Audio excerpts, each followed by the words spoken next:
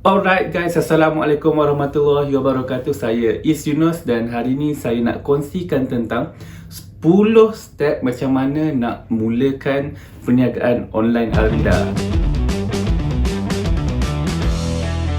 Okay, so kita terus pergi kepada step yang pertama sebab ada banyak benda saya nak share dalam video ni. Plus saya takut video ni terlalu panjang, okay? So, step yang pertama adalah customer dan produk. So biasanya orang akan cakap step yang pertama ni produk. Salah, bukan salah lah. Kurang tepat sebab kita step yang pertama adalah ada dua, customer dan produk. First adalah customer. Customer tu lagi penting. Siapa yang kita nak target? Kita nak jual kepada siapa? Kita tak boleh pilih siapa-siapa. Aku nak jual kepada semua orang. Tak boleh. Sebab kita tak akan mampu untuk jual kepada semua orang. Macam tu. So let's say anda start idea bisnes anda dengan produk. Contoh anda jumpa satu produk yang macam boleh pergi jauh, banyak untung kan, apa semua. And then lepas dah jumpa produk tu, anda pilih nak target kepada siapa. Okay? Kenapa penting untuk kita pilih kepada siapa kita nak target? Sebab apa? Sebab setiap golongan umur ataupun setiap jenis target market tu lain cara untuk kita promote, lain cara untuk kita nak convert dia untuk jadi customer. Okay, contoh anda nak jual tudung. Okay, so anda kena spesifikkan kepada siapa anda nak jual tudung tu. Kepada orang-orang muda ke, kepada yang dah berusia ke, ataupun yang tengah-tengah ke. Okay, ataupun contoh anda memang spesifik nak target kepada orang yang jenis pakai tudung labuh contohnya. So dekat situlah dia correlated, dia connected antara dua, produk dengan customer. Okay, lepas dah decide produk dengan customer, kita pergi kepada step yang kedua pula. Alright, step yang kedua untuk bina online business yang successful adalah dengan cari apa keunikan produk kita ataupun business kita. Okay, sama ada kita cari, kita research ataupun kita tanya orang ke, yang penting kita dapat apa keunikan kita. And keunikan tu biasanya antara 1 hingga 3 macam tu je. Dia tak payah banyak sangat sebab unik kan, unik.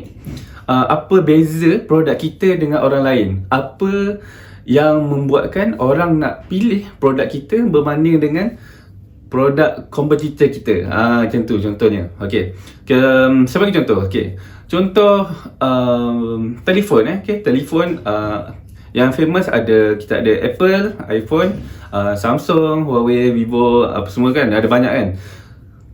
So diorang semua ni, kenapa diorang semua dekat atas? Sebab apa? Sebab diorang ada keunikan masing-masing. Okay, contoh orang yang suka pakai Apple, maybe dia suka sebab dia punya sistem dia tu laju, lepas tu gambar dia agak detail. Okay, contoh bila seseorang tu nak beli phone, lepas tu dia memang pentingkan dekat gambar dengan video, kemungkinan besar dia akan ambil telefon-telefon yang USP dia lebih ke arah tu. So decide apa anda punya USP. Maybe dari segi free gift yang anda bagi ke, harga ke, ataupun maybe design anda tu cantik ke, apa-apalah. Okay, korang boleh google untuk tahu lebih lanjut pasal USP ni, ada banyak dekat internet. Right, okay, next step. Once anda dah tahu apa anda punya USP produk, baru kita masuk ke fasa yang saya panggil test the water, ataupun kita test market lah orang panggil. Masa dalam fasa ni, kita jangan beli dulu in bulk, ataupun beli borong produk yang anda nak jual tu. Beli just maybe harga retail, beli 2-3 ke kan. Untuk test the water, kita nak test yang produk yang kita rasa power ni sebenarnya boleh jual ke tak kepada target market kita. So kita just beli satu and then kita ambil gambar ke apa semua, simple punya gambar je, tak payah beria photoshoot, just gambar guna phone sendiri pun dah okay. And then kita just upload dekat kita punya Facebook ke IG ke, cakap okay, saya ada produk sekian-sekian, produk ni bagus, bla bla bla bla bla. Ada tak siapa berminat nak beli? Lepas tu kita tengok ada tak orang komen, ada tak orang memang betul-betul nak beli, ada tak at least seorang yang nak beli daripada post anda tu. Ataupun secara offline maybe boleh direct tanya kawan-kawan ke, kau berminat tak nak beli produk ni? Macam tu. Once produk kita dah proven memang ada orang berminat nak beli, memang ada permintaan, barulah kita masuk ke step yang keempat. Step yang keempat, iaitu platform jualan. Okay, inilah yang orang paling suka buat ni. Bila nak start bisnes, benda ni orang letak biasanya step kedua, lepas produk dah masuk platform jualan. Actually benda ni lepas kita dah proven, kita punya dah validate kita punya produk tu boleh jual, baru kita masuk kat platform jualan. Platform jualan ni adalah basically ni lah, buat Facebook page, buat IG punya page lah panggil, buat TikTok account, buat whatsoever lah social media kan, Shopee, daftar Shopee, masuk produk tu dekat marketplace, okay, benda-benda social media tu. And then lepas kita dah buat account apa semua tu, kita masukkan kita punya gambar-gambar produk, info tentang produk, harga produk apa semua kan. Kau boleh masa fasa ni jangan buat website dulu, sebab walaupun kita dah validate, kita still tak validate yang produk ni betul-betul boleh jual. Jangan ambil apa-apa yang berbayar dulu. Alright? Okay, lepas tu ini penting kalau produk anda tu sesuai untuk jual dekat Shopee, then masuk je dalam Shopee tu. Sebab zaman sekarang ramai orang trust dekat Shopee. Sebab kalau diorang beli barang dekat Shopee, in case apa-apa macam anda try nak tipu dia ke, macam produk tu tak sampai ke, rosak ke, diorang boleh minta seller untuk return balik ataupun refund duit dia. Dia boleh cancel dia punya order tu. So that's why orang trust bila kita ada link Shopee kita sendiri. Okay, next step yang kelima adalah ambil gambar produk ataupun video produk. Okay, so ambil lah daripada angle sini kan, buat lawa-lawa sikit, decorate dia punya background tu. Kalau boleh background tu guna background yang plain. Okay, okay, ini penting masa step yang kelima ni, part yang ambil gambar ni, biasanya orang laju je nak pergi photoshoot, pergi kat studio hire photographer ambil gambar. No, tak perlu pun dulu buat masa ni awal-awal, sebab kita still belum validate yang produk kita ni betul-betul boleh jual ke tak, nak pergi serius ke tak dengan produk ni. Kalau once kita dah prove benda tu, then baru kita boleh photoshoot. Itu pun kalau nak. By the way, kita orang dah berapa tahun bisnes ni pun kita orang guna phone je untuk tangkap gambar. Buat phone sekarang kan canggih-canggih kan. Okay, sedikit tips pasal gambar produk. Secara psikologi, customer ni akan lebih tertarik untuk beli sesuatu produk tu bila dia nampak gambar produk tu ada orang pegang ataupun ada orang gunakan produk tu. Tak kisahlah nampak muka ke, nampak tangan saja ke. Contohlah saya jual buku ni Okay, contoh saya jual buku ni, saya akan ambil gambar macam ni, macam ada tangan macam ni. So nampak frame dia kat sini.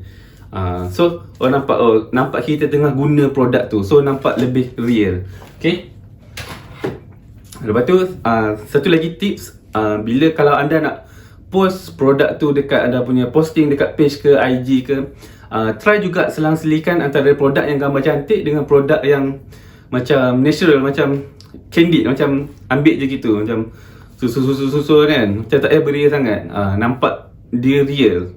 Orang suka nampak real banding dengan yang photoshoot. Itu yang saya tahulah. Bila gambar tu macam lawa sangat ataupun nampak sangat daripada studio, kemungkinan orang akan macam nampak sangat kita ni nak menjual. Okay, next, step yang keenam. Step yang keenam adalah promote kita punya produk. So kalau kita ada produk, kita ada business, tapi kita tak promote produk tu, dan siapa nak beli kan? Okay, saya suggest untuk kalau anda baru start business online, then first of all promote kepada orang terdekat dulu. Kawan-kawan yang saudara mara, family terdekat, jiran sebelah ke. Sebab kita nak tengok orang nak beli ke tak produk kita.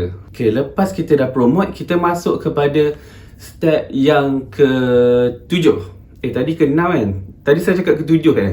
Tadi ke-6. Okay, ini baru step yang ke-7. Okay, step yang ke-7 adalah kita buat survey ataupun kumpul testimoni produk. Okay, so bila dah ada beberapa orang yang dah beli produk ni dengan anda, make sure untuk tanya diorang lepas 2-3 hari ataupun lepas 1 hari ke, macam mana guna produk XXX ni, okey tak? Macam mana ni? Ada apa-apa improvement ke nak kena buat ke? Tanya untuk cadangan, tanya apa penambahbaikan yang kita boleh buat untuk improve lagi produk tu. Nak upgrade packaging ke apa semua. nanti biasanya orang-orang ni dia akan bagi suggestion. Okay, kalau boleh, kalau contoh kawan-kawan cakap dekat dia, suruh bagi komen jujur pasal produk ni, sebab kita nak improve kita punya business and sebab kita nak serius dalam this business. Macam tu. Okay, sebab kawan-kawan biasanya dia, kalau kita tanya, okey tak produk tu, dia akan jawab, okey. Padahal ada macam-macam masalah ni. Macam tu. Dah dapat testimoni, screenshot and simpan dalam satu tempat, satu folder. Okay, next. Step yang ke-8. Step yang ke-8 adalah belajar gunakan paid marketing macam Facebook Ads dan Google Ads, ataupun belajar untuk buat konten organik yang power. Okay, so antara dua ni ataupun kedua-duanya sekali, semacam hukuman penjara pula. Okay, belajar ads. Belajar ads ni penting sebab dalam zaman sekarang ni yang organic risk sangat-sangat rendah, saya rasa hampir semua orang patut belajar gunakan ads, paid marketing, ads yang berbayar. That is the only way kita boleh grow kita punya business. Kita boleh dapatkan lagi banyak kita punya jualan berbanding dengan kita tunggu dia orang datang. Okay, so macam mana nak belajar paid marketing, FB ad, apa semua ni? Ada macam-macam seminar saya tengok dekat luar sana. Ada yang online courses, ada buat ebook, ada buat seminar, ada yang direct class, private class dan sebagainya. Dekat YouTube pun ada banyak orang share. So korang boleh google lah okay? Boleh belajar sendiri. But kalau nak cover kat sini jadi panjang sangat pula. By the way, saya pun ada share juga macam mana cara nak buat Facebook ad. Saya letak link dekat atas ni. Sini, okay? Dekat atas ni saya letak macam mana nak buat Facebook ad and macam mana nak buat Instagram ads. Okay? Kalau anda belum bersedia nak belajar pasal paid marketing sebab benda tu kena keluarkan duit, maybe boleh belajar macam mana nak buat content yang power. Okay, kalau macam zaman sekarang ni, TikTok pegang social media nombor 1 tau. Dia dah potong Facebook dah. Kebanyakan orang bila dia free, dia scroll TikTok instead of IG dengan Facebook.